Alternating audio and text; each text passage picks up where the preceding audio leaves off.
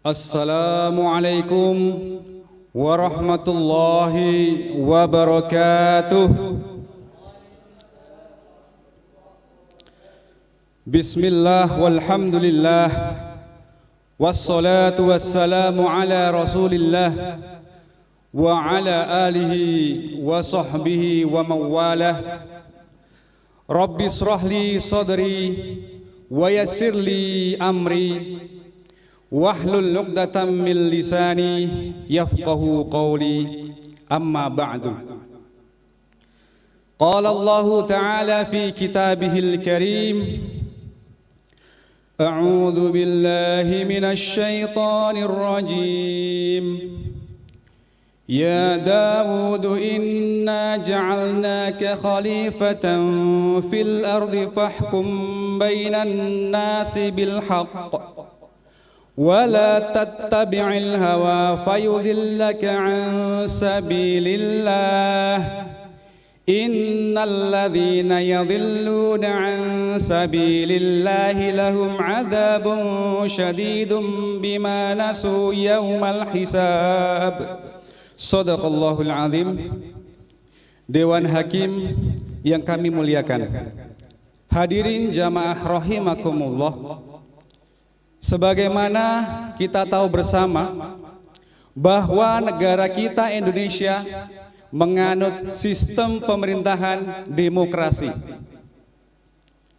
Secara mudah atau sering kali kita mengenal definisi daripada demokrasi ini adalah dari rakyat, oleh rakyat, dan untuk rakyat. Begitu pula hadirin jamaah rahimakumullah, di dalam kita menentukan pemimpin di negara demokrasi ini, pemimpin berasal dari rakyat, pemimpin mengabdi untuk rakyat, dan pemimpin dipilih oleh rakyat. Hadirin jamaah rahimakumullah, kita sebagai aparatur sipil negara dapat berkontribusi untuk meningkatkan kualitas demokrasi di negara kita dengan berkontribusi apa itu?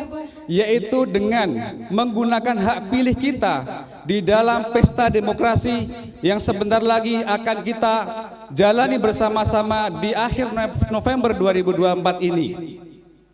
Adapun barangkali pertanyaan dari kita semuanya, bagaimana kita menentukan pemimpin yang harus kita pilih untuk menjadi pemimpin kita, baik di provinsi, di kota ataupun di kabupaten kita semuanya?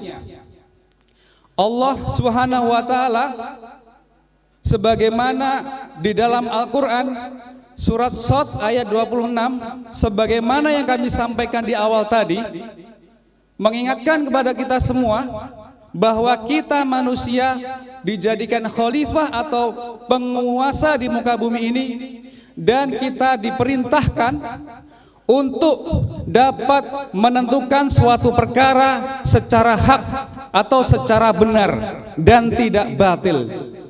Oleh karenanya, kriteria ini bisa kita jadikan salah satu pertimbangan memilih pemimpin ke depan.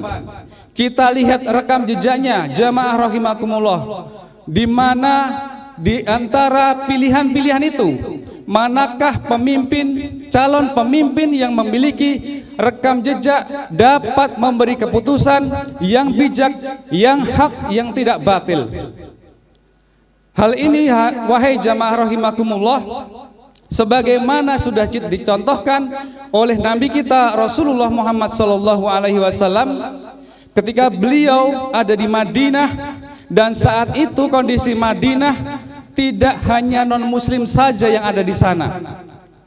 Kemudian dengan bijaknya beliau, dengan arifnya beliau, tidak ingin atau menghormati seluruh perbedaan yang ada di sana, di Madinah. Termasuk salah satunya adalah perbedaan di dalam masyarakat yang agamanya tidak hanya Islam saja atau non-muslim. Di dalam piagam Madinah disebutkan salah satunya bahwa menghormati masyarakat yang bukan muslim sekalipun. Ini adalah bagian atau contoh yang diberikan Nabi kepada kita. Sebagai pemimpin harus bisa menentukan perkara secara hak dan tidak batil. Hal ini jamaah rahimakumullah juga diikuti oleh sahabatnya Umar bin Khattab ketika beliau menjadi khalifah, dan saat itu ada seorang Yahudi di Mesir yang merasa bahwa rumahnya diancam atau terancam tergusur oleh gubernur saat itu Mesir, yaitu Amr bin Ash. Beliau atau Yahudi ini mengadu kepada Umar bin Khattab.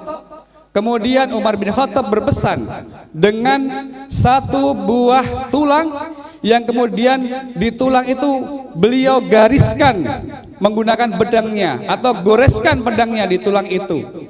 Maka tulang yang sudah ada goresan pedangnya itu, hadirin jamaah rahimakumullah, diberikan kepada Amr bin As, dan kemudian gubernur tersebut tahu, mengerti dan juga pesan daripada Umar bin Khattab untuk menegakkan kebenaran dan juga keadilan kepada semua masyarakat, termasuk kepada orang non muslim sekalipun.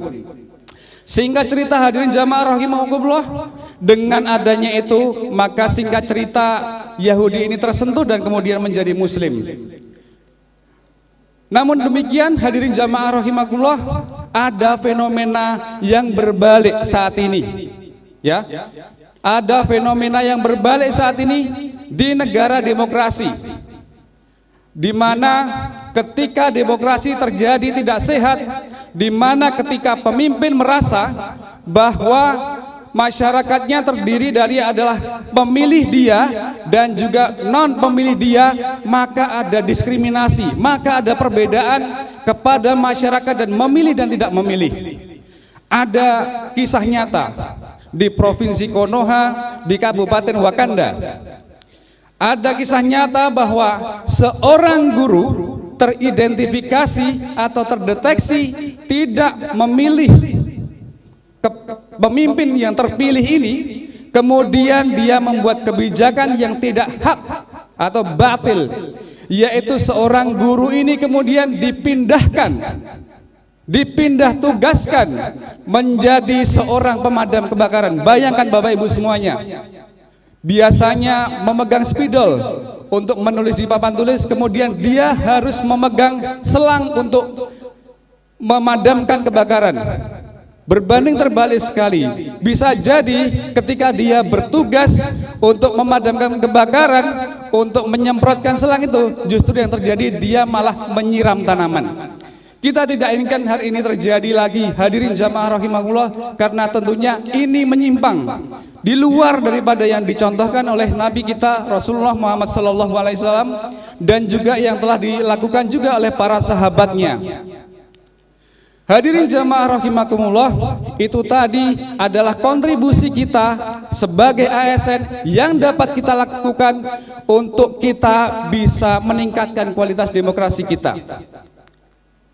Kemudian hadirin jamaah rahimakumullah, seandainya fenomena-fenomena ini selalu terjadi dan akan terus terjadi di negara kita ini, maka bukan tidak mungkin akan terjadi kehancuran di suatu hari nanti. Sebagaimana Rasulullah bersabda, qala Rasulullah sallallahu alaihi wasallam, idza dhuyi'atil amanah fantadhiris sa'ah.